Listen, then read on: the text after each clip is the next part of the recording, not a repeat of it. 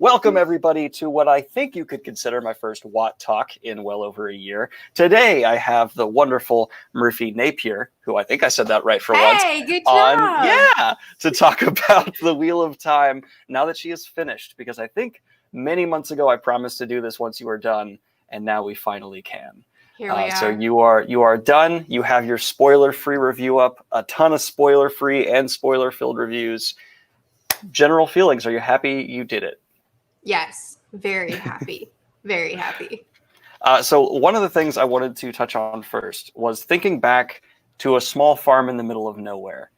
How is that now, sitting with, okay, by the way, for everyone, full spoiler warning here, for beginning to end, knowing who lives, who dies, how does looking back on Emond's Field feel? Yeah, spoiler-filled, giving people a chance to click away and leave. That's the thing that amazes me the most looking back at this series, is looking back at who I knew in book one and how I thought of these characters and where I thought this series might be going. I'm just amazed at the arc that so many of these characters have taken from where I met them to seeing them at their highest highs, their lowest lows, and then where they finished is bar none the most incredible character work I've ever read. Yeah. And is there any character in particular that stands out to you? I know you have the controversial opinion of not loving Matt. So, okay, yeah. Rand sticks out to you? Rand absolutely amazes me. His character blows me away. I love his progression. I maintain that Rand, while he's an amazing character and one of the best arcs ever, I'd never want to chill with him because he kind of sucks as a dude. So well, most of my favorite characters I don't want to chill with. I just like reading them. Yeah, no, Rand would be, I think of his three ladies who are in love with him, and I'm like, how'd you get three, man? Like, you're not that cool. So what stands out to you about Rand's development, though? Like, is it the most believable climb to a demigod you've seen, or is it his emotional growth? Like, what really stands out? I think it's just his extreme highs and extreme lows. So when I met Rand for a solid, I don't even remember, I cannot keep these books straight and where different progressions happen. They kind of all have blended together for me. But when I met him for a solid 4 or 5 books, however long it was, people would ask me, what do you think of Rand? Because I barely talked about him in my reviews. And I would say, I nothing him. I called him Rand the Bland. I had no opinions on him whatsoever. He was an insert self, boring, useless character, not useless, but just personality-less character in my eyes, having only read it one time and not picking up on a lot of the nuances. And then seeing his rise to power and rise, it was just interesting because he went from, I'm a farmer boy, I don't want to do this, I won't be a chosen one, to, you know what, I'm gonna take over. And like this shift in mentality, this shift in power. And at one point I was just thinking, how could this character, like, how is his battle with the Dark One going to actually be anything but just like a flicking him away sort of thing, because his power got so great. And then his mental descent into, he's going to be his own undoing, and then rise back up to this, what you call, and I guess others do too, Zen Rand, to where he's finally accepted who he is, he's at peace with it. And I just, his highs and lows are so satisfying to me. His entire arc is my favorite to look back on. So there's a bit of controversy around one of his bits at the end. The fact that he comes back, he's not dead. And he's the character that from day one, you're told he gonna die. And that's something you took issue with. And I think a lot of fans share that criticism. So do you just feel like his death was so built that the fact it didn't happen was just unearned? My issue isn't exclusively with Rand. My issue is that we had, I could count them real fast. We had like 6, 7, 8 fake out deaths / resurrections in like 200 pages. And I was just like, stop doing it. Stop doing it. Like the first couple of times I had a fake out death and I mourned a character's death only for 3 pages later for them to be fine. It was irritating. It was irritating because okay, I love Brandon Sanderson's work. I love Robert Jordan's work. I love both of these authors. I have tremendous respect for the series. However, fake out deaths, especially fake out deaths, like Moraine's was really satisfying, but fake out deaths that happen and then 3 pages later, it's like, just kidding. Those to me are like, I feel like you've stolen emotion from me. It's like you wanted me to feel something, but you couldn't commit. So you just made me feel it, but then took it back. And to me, that's like such hollow emotions. And that frustrates me because I've experienced grief and then been told that I was actually, you just lied, like you just tricked me. You intentionally made it look one way and then took it away. And I can forgive it once. I can maybe forgive it twice. 6, 7, 8 times is rough. And all so close together was very frustrating. I think if it were, I'm actually pretty okay with Rand switching bodies and then, or having his soul move to another body and then moving forward in that way. I'm reasonably fine with it. I think because I think if it were alone, if it were the only one, then I would have accepted it a lot better. I was frustrated because by the time I got to Rand's fake out, or not fake out, resurrection, I had removed myself emotionally from the book because at that point, when I was told Rand was dead, I was like, I don't believe you. You've lied to me so many times. I don't believe you. And when I got to that, I had removed myself. So when he came back to life, I was like, I don't care. I feel nothing. And I had to go back a couple days later after I was less irritated, reread it and appreciate it. And overall, like, we're starting on a very negative note. No, we started on Rand's the best character ever, so it's okay. That's true. Overall, like, my experience with the 14th book was so incredibly positive. I loved that book so much. It's just that last section with all those fake out deaths and resurrections that just left such a sour taste in my mouth. And I do have very positive feelings about how the series ended. It's just, I hate that trope. And it was used so exhaustively. So I have to ask 2 questions related to that. Were there still deaths that hit hard with you? Like, were there a couple that you were like, okay, this one hurts? Most people point to Egwene as the real heartbreak. I think that Egwene's, it was heartbreaking in a very satisfying way, not in a like when Matt died, when Lan died, when or quote unquote died. When I was made to believe that Matt, Lan, and Fael, when I watched Perrin grieve, like those 3 hit me the hardest. And Egwene's death, it was more like sitting back in awe of like, wow, that was the perfect death. Like, that was so good the way that happened. But also Swan, is that Schwan? How do you say that? Swan.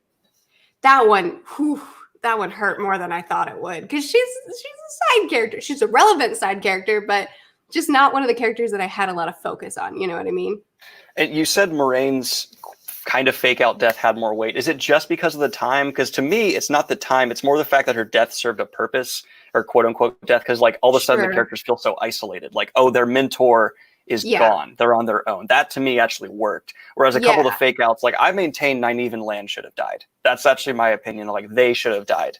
I wanted one of them to die, not both, because then we would feel the pain of who was left behind. You're a monster. I'm sadistic. Yeah, I know. But I figure, like, if we're gonna do a death, make it hurt, you know? And I feel like, whew, that would hurt. So I was expecting one death, and Sanderson or Jordan, whoever's idea all the fake out deaths were, they did what I wanted. They just didn't commit, where it was like Lan died and it was like, I can feel Nynaeve's pain. And then it's like, here I am. But no, I think that it's both. I think that time is relevant to me, because no matter how purposeful you want to make it, if 3 pages later they're back, then it's too fast. It's like whiplash. Yeah. But also, like you said, serves a purpose. Some of these fake out deaths, I was like, what was the purpose of this other than to try to get emotion out of me? And I don't like that. I don't like feeling like the author is writing to twist my emotions. I want it to be because the story, is greater this way. So there's 5,000 comments already angry about our opinions here, but let's move on to a topic a little. I know. I was a little bit nervous about this, because as amazing as this fandom is, there's also some pretty intense people in the fandom, and And here I am, like already probably making people so angry. Hey, if people can't take like outside opinions, that's their problem. Yes, it is. But I wholly accept that a lot of people are not as bothered by this trope as I am, and I totally understand why this doesn't bother some people. right. But I want to get your opinions on probably something as infamous as A Wheel of Time is its relationship with the slog. Do you think it's as bad as people say, not as bad? Where's your? Because there's a whole spectrum of people. There's even the hashtag the slog is not real, which I disagree with. I definitely felt it. I really struggled through the slog. And if I didn't have my channel where I was discussing it and being really honest about how much I struggled through it, and, you know, my subscribers just be like, it's okay, we all feel it, just power through, you know, you're really close. Like, if I didn't have that encouragement and people kind of relating to me and acknowledging that you're not just falling out of love with the series, this is something that a lot of people feel, but it does get better, hyping me for what's to come. If I didn't have that, I would have quit during the slog. Yeah. And I'm so glad I didn't, because I really did trust Jordan. And I know Jordan wasn't able to finish it, but I know that he was all over that ending. And I really did trust him to finish it out really, really well. It was just really, the slog was hard for me. I know a lot of people don't struggle with it as much as I do. My dad just skipped the slog completely. He didn't even read those books. I know. I was reading the series with him. We were reading it at the same time and discussing it while we were reading it. And he was, oh my gosh, diehard fan. Loved The Wheel Time. But he struggled so much. He was like, I quit. You read the slog, you read these books, and then tell me if it's worth continuing. And I came back and I was like, you need to do it. And he said, summarize them for me. I can't. I'm not going to do it. Well, someone has summary videos. So yeah, you sure do. And he did. He ended up, he skipped it. He skipped them entirely and then finished the series and loved it. Was so happy with the ending. He didn't even care about any of the resurrection fake out deaths. He was like, no, I don't care. It's great. It's all great. So you mentioned Robert Jordan's an author. What is your, as a first-time reader through, what do you think is his greatest strength and his greatest weakness? Oh, okay. I think that I'm just hard like question, I know. every single one of your controversial questions, I'm just like, oh, here comes the anger. Greatest strength is easily, in my opinion, Minnie. Character work is brilliant. Mapping out his character work so that there's payoff, books and books. As someone who's only read one time and doesn't see what most of the Wheel of Time fandom sees, because you grew up reading them and rereading them and discussing them and all that, coming from someone with so little knowledge, I see so much payoff from what he planted early on. And that's just amazing that he is able to accomplish that. And so character work, foreshadowing is unbelievable. World building is phenomenal, really real. Like, I believe you. I believe the decisions these characters, except for all the miscommunication, I believe the decisions that these characters are making. The magic is so cool. It's so complex and big and visual. Like, I can see them creating these weaves, pulling the threads and making these patterns. It's so cool. Sorry, go ahead. So is that your favorite magic system? I just want to get that clear. Is the channeling your favorite, or is it the world build, or is it the World of Dreams, the Wolf Brothers? Like, there's a few here. Yeah, it's building weaves. It's channeling. That's the one that I'm just like, oh, every time. It's the one given the most depth. So fair, yeah. Yeah, I'm a very visual reader, and I love detail. Give me as much detail as you can, and I'm happy. Except for clothing, man, I don't care what people are wearing.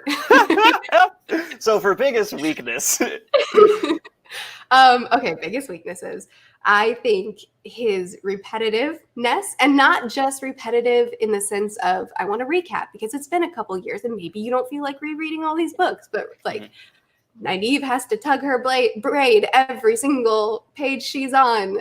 Tom is going to tug on those mustaches. Women are going to fold their arms under their breasts as opposed to over their face. Where are they supposed to fold their arms, man? Like, he just wants to type the word breast. Okay, as many times as you can. And even it started to get annoying with me with Perrin. Like, he could smell insecurity. He could smell that they were unsure. I don't know. It was just it was the repetitive descriptions of certain things, which eventually I just got used to and got over. But in the beginning, it drove me nuts how repetitive some of these descriptions were. And I He think literally like he trains your brain just to skip those words. Like, okay, he's gonna say that. Okay, like it's so true. It's so true. And I think the other thing that really I didn't love was I felt like he didn't do the best job at balancing his characters. Like he had so many characters and you would spend a whole book building someone up and then we just drop them. And that I felt like you have such a big cast and I didn't always feel like we were balancing them in the most useful way and seeing the correct amount of characters. But that's going to be something that people disagree with me on, and that's fine. No, I will agree with you on that. I take it as far as to say many of the Forsaken are so back burner that they need to be cut down for the show because you need to people always say like, well, you don't gain anything. Well, you gain the fact that, okay, this character that's given a little bit of development, that's just added to another character to give them, and now we don't have a bunch of tiny development. We have a couple solid. There's even side characters like Gawain and Galad who they are. How do you feel about the Noble Brothers? How do you feel about Gawain and Galad? I hate Gawain. I hate Gawain so much. Is there a side character that you're most attached to, whether it's Loyal or Swan or Elida? I don't know. Who are you latching on to as a side character? If Loyal counts as a side character, 100% him. When he was, you think he counts? That's fine. I consider him part of the main cast, but that's probably just because I love him so much. That scene in the last book when he was just like looking over the people that had fallen and hurting so bad and mourning. And then he takes a second to talk about his book and what he's going to write. And then he says, it's okay for me to pretend that I'm still going to be writing this book. It's all right to lie about this one time.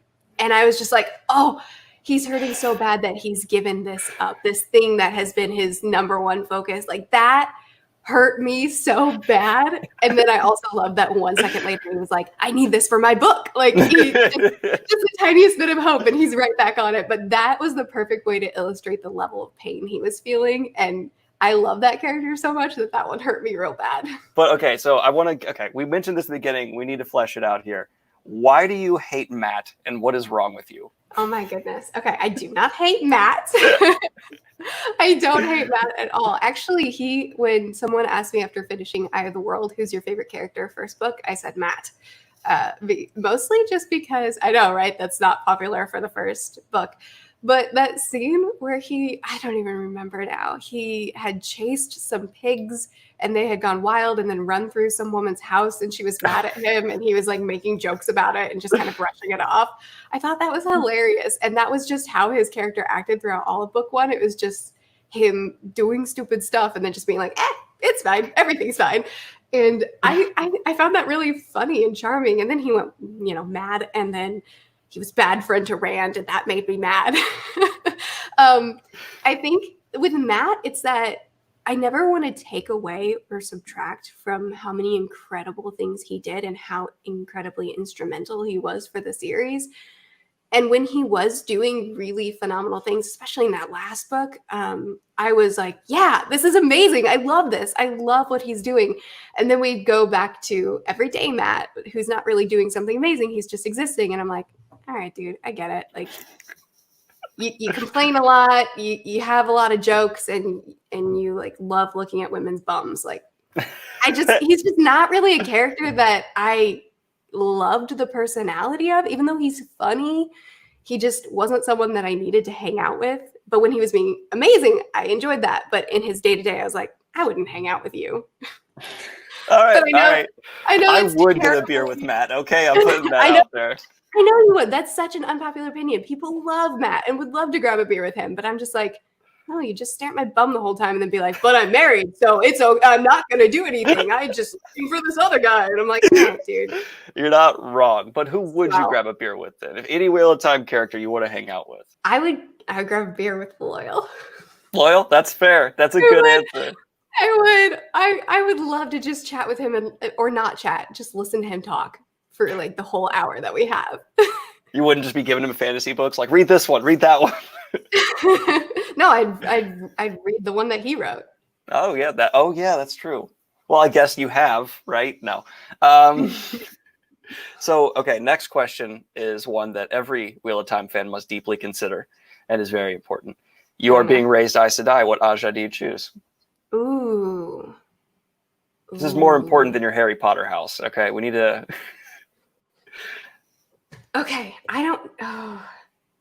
You can pull them up. You can pull them up. That's fine. Okay, let me do it because I'm deciding between two, and I just want to make sure I'm not mixing them up. So my answer is either red or black, easily. Okay. So you're either serving the dark one. Or bringing men to be gentle. Okay, so the three that I'm the most drawn to, that I'm deciding between, are brown, blue, and yellow. Okay, brown, blue, or yellow. Yeah, and I'm leaning toward yellow. I can see that. Yeah? Yeah, that works. That works. I feel like I threw you a curveball there. I was expecting blue or brown a little bit, but I said yellow. I don't know. Whatever. It works. Moving on. See, that's like the one thing where it's like the guys don't get to choose between like the different Ashaman things, because it's just like you're an Ashaman. It's like, oh, yeah. Okay, that's so. If you were wait, no, I want to know you. If you could be an Aes Sedai, if it was open to men, what would your color be? Probably brown or blue. I'm gonna go brown blue. Oh, sure. I'm a progressive Aes Sedai. You can mix Ajas where I'm surprised you didn't throw green in there. I could see you. Yeah, green also is very, very appealing. I mainly say blue because I love Moraine so much. She's like one of my favorites, and it's just like I want to be her. Moraine's amazing. You were a very big Perrin fan for a long time, and then I kind of heard that voice from you die out a little bit. I think that his ending was satisfying, but I was kind of hoping that his ending would fully win me back over, and he could still be my favorite character, but it didn't do that for me. So I think book 6 Perrin just really was like, I felt like he became who he was meant to be. I saw him at his height. I think I'm saying the right book. And then just watching him pull away and refuse to have an arc and not want to be a leader. And I respected all that. And I even defended him throughout it. I remember you and I were having a conversation and you were frustrated with him, with his arc, with not trying, especially with that trial scene in 12, I think it was. And I was like, no, it works for his character. It makes sense. He's going to have an arc. He's going to have a really satisfying arc. And I defended him so much. And then he did have an arc. And I do think it was satisfying, but I just wanted it to be different than it was. I thought he'd be on the battlefield. I thought he would be book 6 Perrin in book 14. And it was satisfying, but it wasn't what I wanted. So we've established you would be in the Yellow Aja. Your favorite character is Rand, I believe is what we've said here. And I don't know. No, you don't know? Oh, okay. You just said you liked his arc the most. Okay, so favorite character. He's my favorite arc, yeah. Okay. I don't know who my favorite character is. But it sounds like it's loyal, if I'm being honest. It might be. I really don't know. I'm panicking because I didn't realize that I didn't have a favorite character until this moment. It might be Rand or Loyal. Now, what about villains? Do you have a villain that stands out? Because almost no one chooses the Dark One as their favorite villain. You know, a lot of people say Padan Fain. Lanfear. Okay, there we go. I don't want to be controversial. No, go right. Dude, be controversial. Bring down the hammer. Let's go. I don't know that villains was Jordan's strong suit. That's fair. I think that a lot of the villains weren't so threatening for a lot of the time. There were some that were really, really wild, like certain elements of the world, like being able to like collar people. That's terrifying. Like there's a lot of really terrifying things and terrifying scenes. But as far as like the Forsaken and even the Dark One, I just felt fine about it all. Mm-hmm. So there weren't really any villains that I outright was like, you are scary and I'm afraid when my characters come to you. But I liked Lanfear because I never really knew whose side she was on. I never really knew what she would do next or who she would be helping next. And I found that really interesting. And even the whole time she was with Perrin in the last book, I was like, what's she gonna do? I don't know. And I liked She's that very chaotic. unpredictability. Yeah, I liked that she wasn't just evil because she's evil. She was more interesting. Mm-hmm. So I, in terms of character, I typically point to Moradin. I do really love his philosophy and his struggle. But in terms of the ones that I viscerally hate the most on the page, it's probably the Seanchan as a whole and somewhat Tuon. She's Tuon. awful. She's really, really awful, and I hate her so much. So much. I had a Tuon rant in my book 14 review, and I got so many comments telling me that I shouldn't hate her and why. And I'm just like, I respect what you're saying, but I hate her, and I won't stop. I validate your opinion because I hate her too. She's the worst. Very well written, but she's the worst. Yeah. Oh, the worst. Yeah, absolutely. I did tell you that I kind of came out of that one scene with Tuon where she was like fighting for her slaves. And I was like, Matt kind of sucks here too. The fact that he just walks away from that laughing and joking and not thinking, wow, I'm a little bit horrified by my wife right now. I was like, you kind of suck, man. You should care about this. You should care about this like Rand does. A common question that's asked once people are done, because we do have one more Wheel of Time book. There's New Spring, the prequel. But originally there were plans for spin-offs and offshoots. If you were going to tell one more story in this world, would you want it to be the Seanchan? Would you want to see where Matt goes? Do you want to see where Perrin goes? Do you want to see Tam's life? What story have you not gotten? There you go. Is there any story that you're really craving to see? Or maybe just back to Age of Legends. Like there's so many. I kind of want to see the Ogiers more. I think just a day in the life of the Ogier. I love that. I would love just like a short book. I don't need 1,000 pages, but just a short book getting more of what Ogier life looks like. I would love that. But I'm not going to go there because I'll try to have a more interesting answer than that. I think that's very interesting. I think wanting a solid Ogier book, because I've never heard that. I do. I want to know about their culture more. Man, I love getting offshoots. I spend like a whole book learning about the elves, learning about like that's what I wanted out of the Silmarillion. I was like, teach me about take me to Legolas's home, take me to Gimli's home. That's all I need. But anyway, that's what I would want. Wait. You want more detail from Robert Jordan is what you just said. You want more cultural building in detail from RJ. I do not want more clothing descriptions. Okay, that's but fine. I do want, I want to know about the Ogiers. I want more. I want more from them. I don't have a lot more to ask you about. Is there anything else in the Wheel of Time you've wanted to say, like full spoiler series review, like you want to just kind of get into, or have you made your peace with the series and you're ready to move on to the next turning of the wheel as a reference to that series? I am just chit-chatting now. I am really excited to get into New Spring. I intentionally waited, even though people were like, read it at this point. You have to read it at this point. I was like, no, I want to save it for my last book because I really, really wanted to end on Jordan. And I know it's just a novella and I know it's kind of like an offshoot, but I just wanted him to be the last that I read from the series.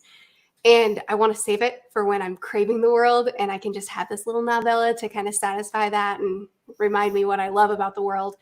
But I'm also just really excited, not right away, to do a reread because even though I do think that this series has big cons, and I really, really understand the people that read it and can't jive with it. Mm-hmm. But man, I really have fallen in love with it so much. And I feel sometimes when I talk about it, I feel almost like a fake fan because I didn't have the experience of growing up with the series and rereading the whole series every time a new book came out and getting online and discussing with all the other fans, here's my theory, here's where I think it's going to go, this is what I think about this character. And I kind of had to isolate myself from the fandom while I was reading it and missed out on that. And this is such a complex series with so many little bitty nuggets that are huge and are easy to dig into. And like I feel like I missed out on part of the experience by not being able to Google anything. Yeah, because the spoiler autofill on Google is not censored at all. If you just put in Egwene, Yeah. like one of the top ones, it's like Egwene death, and you're like, no, why? Right. Yeah, totally. Like I couldn't Google anything. I completely had to shut myself off from the fandom other than just my reviews. And even that, I would only read comments from the first little bit after I posted it. And then afterwards, people that aren't committed to my journey and might just want to spoil me for fun, I can't be reading comments after a certain time period. I loved reading this series, but I also feel like I really missed out on part of the experience by having not having read it all at once after it's all published, after the internet is so spoiler filled. So I'm excited to read it again and be able to kind of find those forums as I'm reading and dig into those little things that I wanted more information on and couldn't get at the time. And now that I've read 14 books, I don't remember which ones I was excited to dig into back then. So do you So- actually plan a reread of The Wheel of Time in your future? Yeah, Wow. definitely. I do. respect it because I always hesitate to like demand people do that because it's so worth it, but it's also such a commitment. So I'm always like, you did it once, Yeah. good job. I get if you don't go back. So I'm glad to hear you are. Yeah, and I think too with the slog books, especially because I struggled with them so much. And so I know that I missed a lot because I wasn't always paying attention. I mean, just being brutally honest. And I did do some skimming through the parts that I really, really struggled on. And I know that made a lot of people mad, but I mean, it was either that or DNF. And while I don't recommend it if you can not do that, because the foreshadowing in this series is incredible, and I wish I didn't do that a little bit because I feel like I could have had even more payoff. But like I'm excited to go read those again and see what I think the second time around when I have full context. And I'm excited to go hang out with them in Edmonds Field again and see them when I know where they're going. And I don't know, it's just as much complaining I had while I read it. Looking back now, I'm just like, it'll be so cool to read it again and to pick up on things and be able to participate with the community more through this reread. I think it'll be great. So there's a little bit. I will say there's a bit of a jarring effect knowing like Rand kills hundreds of thousands of things in his lifetime, and then you go back to Emmons Field and he's like, "Oh, Egwene, I'm nervous," and you're like, "This dude, this guy has a higher body count than some wars." And he's. But I think that's the bet. Like, his arc impresses me so much, and being able to go back to that and see where he came from, knowing where his arc is going. I think it'll be so great. My favorite moments are always the extremes. There's that one scene where he's like broken, laying in the city street after he's known as the dragon, but he's just right. I love that where he's just looking around and people are looking at him like he's a wretch. Oh, it's great. That was book 12. Oh man. So yeah, now great.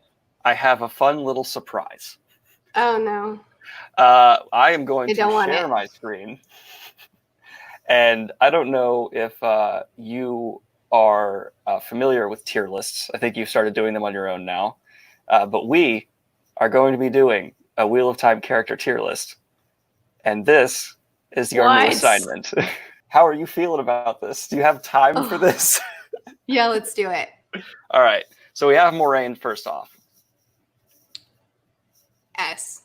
S? I feel like that's fair. S. I don't think anyone's going to be mad at Moraine in S tier. That's very allowed. We then have Galad. D. Okay, I put him higher. I like Galad, but I'm going to leave it alone there. Do you like Galad? I think, I don't like want to chill with him, but I think it's interesting to have a character who is a good guy, who joins an organization that says they're good too, and then he's actually like, well, I'm going to fix it all. It's like, I think it's pretty cool to have this arc where he just goes through and like cleanses the White Cloaks. I think that's awesome. I was never bored with his character. I do think that his arc was interesting. His story was interesting. I just don't like him. Also, when he killed the Lord Captain Commander, I was just like, like that was such a good, like, as soon as the guy was like, I'm going to fight Galad, I was like, boy, you don't know who you're messing with right now. We have Lan. A.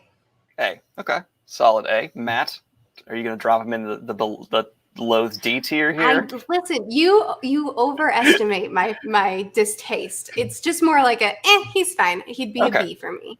A B. I think that he's phenomenal when he's on point, and I don't care about him when he's just mad.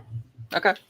Logain, who we haven't talked about, who's one of my favorite characters, so I'm curious your thoughts. Oh, is he? Yeah, I love Logain's arc and his whole constant redemption and struggle with who he is. I think it's really nice. Yeah, I think the fandom likes him more than I do, and I think that's partially because I wasn't paying enough attention to him early on when I was overwhelmed by the character list, and I was like, you know what, I'm going to pay attention to our main guys, and the ones that I don't think are going to be relevant later, I'm leaving alone. And then, of course, Logain ended up being a little bit relevant. So I think I kind of shot myself in the foot with him with how much I paid attention to him in the beginning, so I didn't appreciate the payoff of him later. But I do like him as a character a lot. So I would hence the rereads. Exactly. Yep. Yeah, exactly. When I know to pay attention to certain characters more, then I'll so be do you able want to put him in like C with an asterisk of like possibly higher in the future? No, I think I'd put him B. I do. Okay. I did like his character. I just think that I didn't get to like him as much as I should have. Is that above or below Matt? Below. Okay. We have Avienda, another favorite of mine we haven't talked about.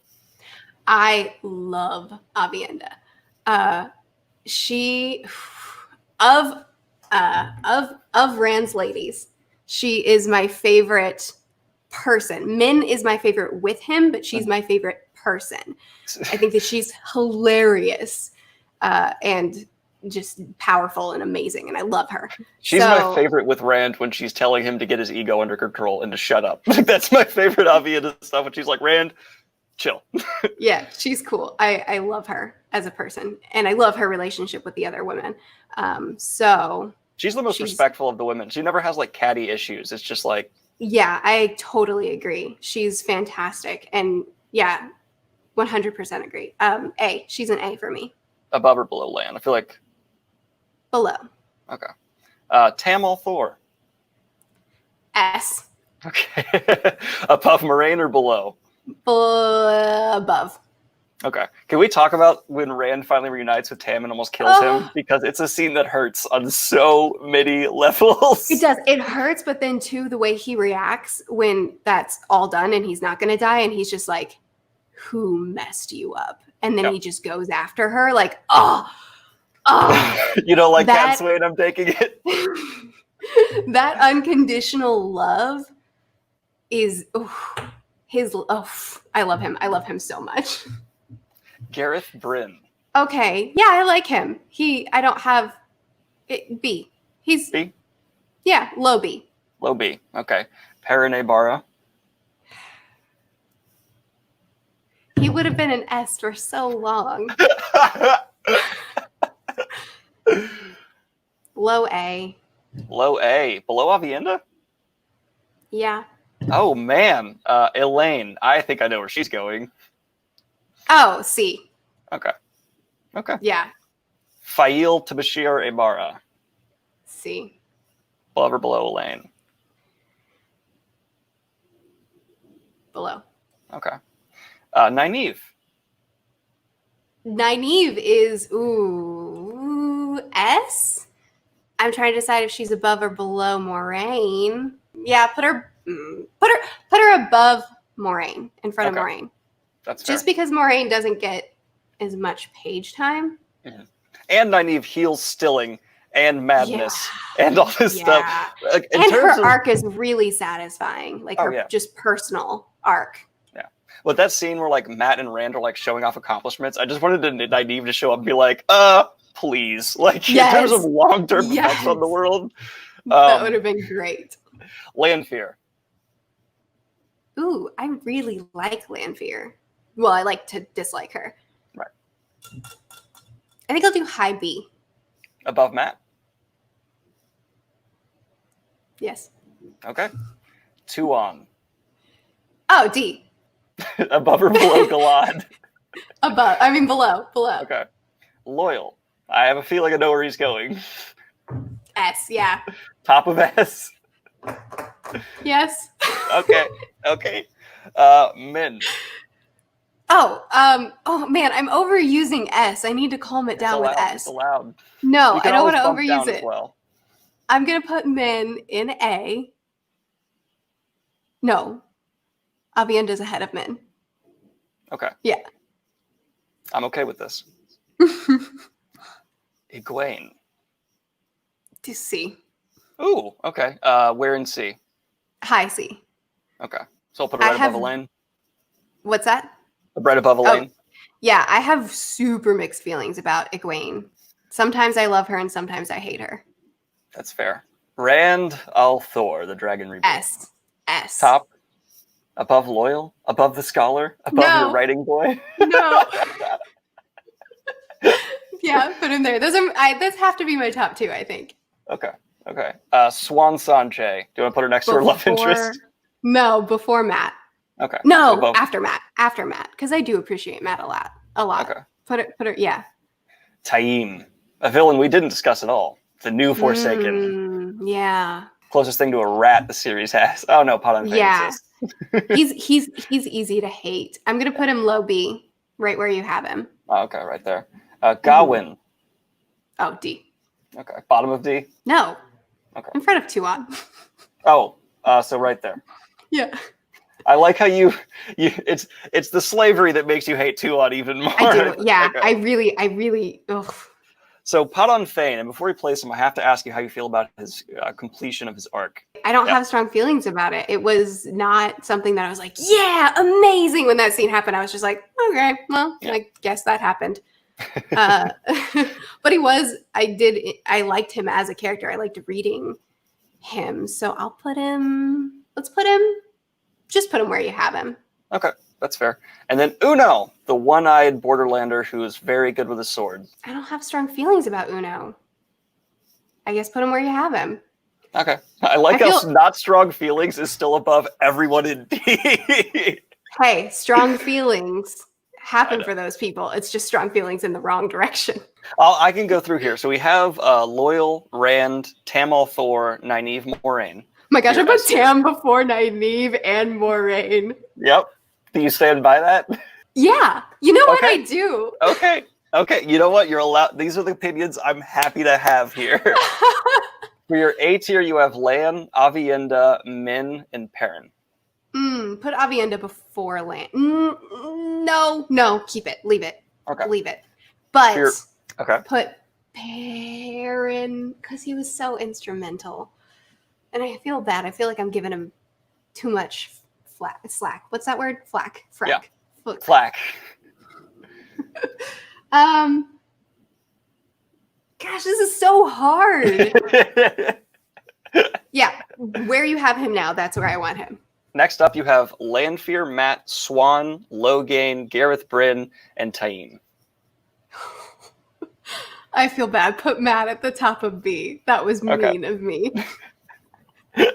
All right. Any others there? No, that's all good. C tier, you have Egwene, Elaine, Fael, Pot on Fane, and Uno. I feel bad about my Fael placement, but I'm gonna leave it there. It feels right, even though I feel guilty about it. And I feel like you're extremely confident in your D tier, but it's Galad, Gawain, and Tuon. Yeah, we don't need to talk about it. I feel a little bit guilty about Galad because I know I dislike him more than I really should. But I hated him until like my 4th read through, and then I was like, wait a minute, that makes me feel a little bit better because I get comments of people talking about Galad, and I'm like, I just don't like him, man. I don't like him. See, my first read through would be pretty similar to this, except I'd have Loyal and Nynaeve lower. But now that I've reread it a bunch, I'd actually have Nynaeve about where she is and Loyal a bit lower. Yeah, it's understandable. But Nynaeve is absolutely amazing in my opinion. So your tier list is fairly similar to mine?